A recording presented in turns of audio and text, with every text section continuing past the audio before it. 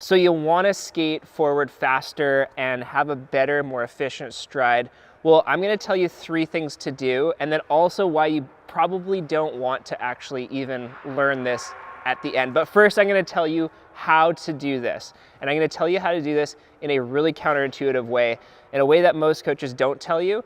And when you have a secret that most coaches don't teach, and then you do it, and the best NHLers do it, well, then you're actually going to have an advantage because most players aren't doing it. You'll have an advantage over others. So here's the first counterintuitive thing, and it's the arm swing.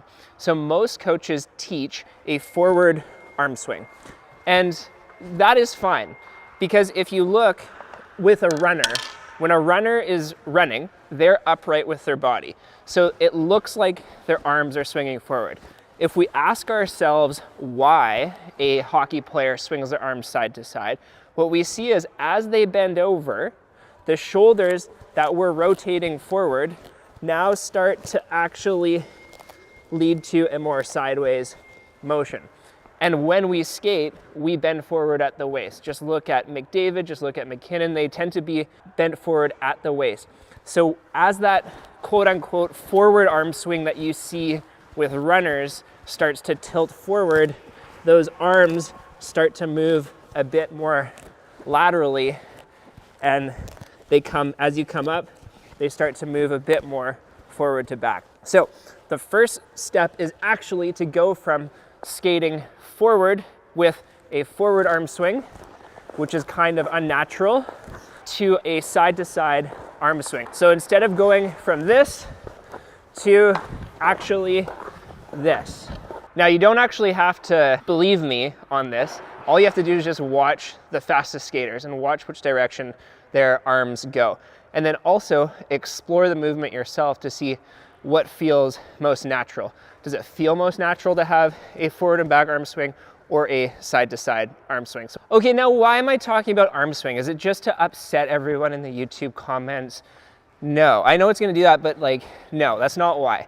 Because key component of skating forward is the direction in which you stride. So look at this, I'm on the ice.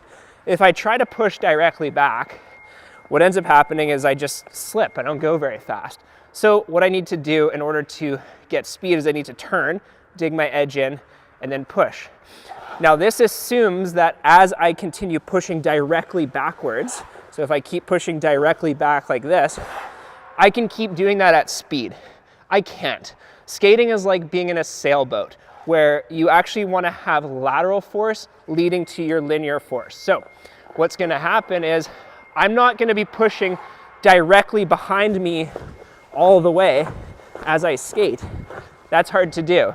It's hard on my hips, and once you get beyond a certain speed, you can't do it. You can't sustain it. So what the top players do is after their first few strides where they're pushing directly back, they end up pushing more to the side. So they're pushing more to the side like this. And what happens is when you are doing this sideways stride, if you have your arm swing going forward as you're pushing out wide, it's totally unnatural and it's very weird. So what we want to do is we actually want to practice swinging the arms side to side and then actually striding out to the side. So I'll show you one more time, just striding out to the side.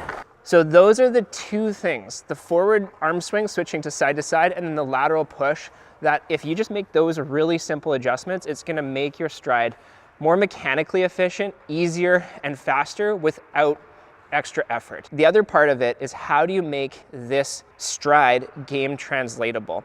Well, when we're pushing and moving side to side, we end up staying at a very wide stance. And that wide stance allows us to access different movements. Now, what I said at the beginning was that you actually don't really want to spend too much time learning the forward stride, because I've broken down film, and I know lots of other people have, where we watch an NHL game and we watch what percentage of the time do players actually skate forward? Like how much is the forward stride actually used? And it ranges between 5 to 10% of the time.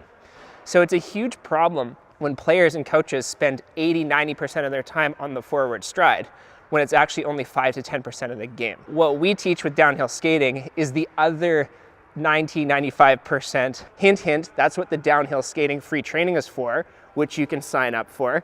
If you want to learn what those other 80-90% of NHL movements are, that's what we've put together. So that's for another time, but we're still forward skating here, so let's keep on that. So just remember to keep that in mind when you're training. Not more than 10-20% of your time, spend the 80% on the other mechanics that NHLers are using.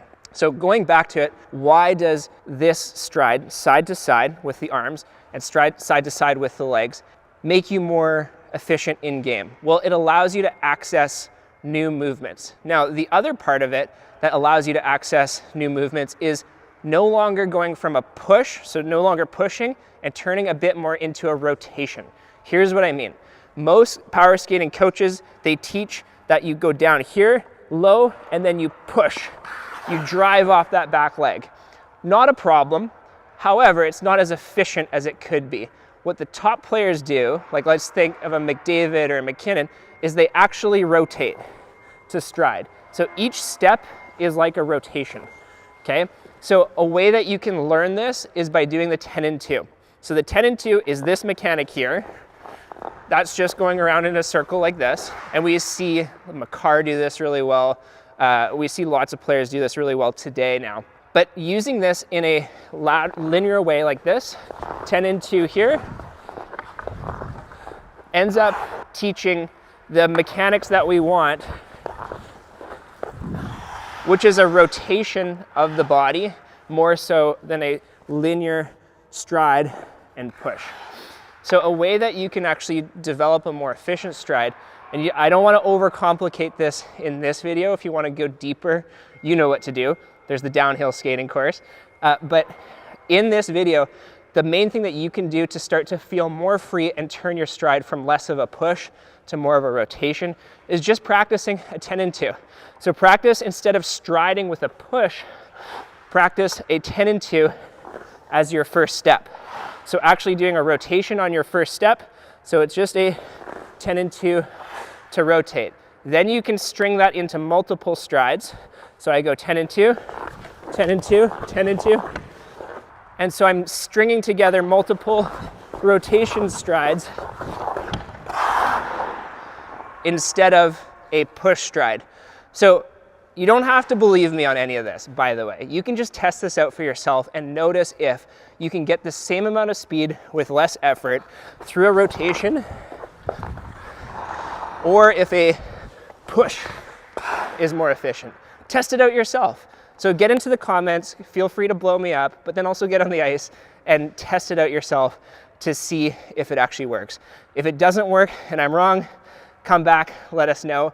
And if I'm right, I'd also love to hear that too. So those are the 3 tips on how to skate forward faster.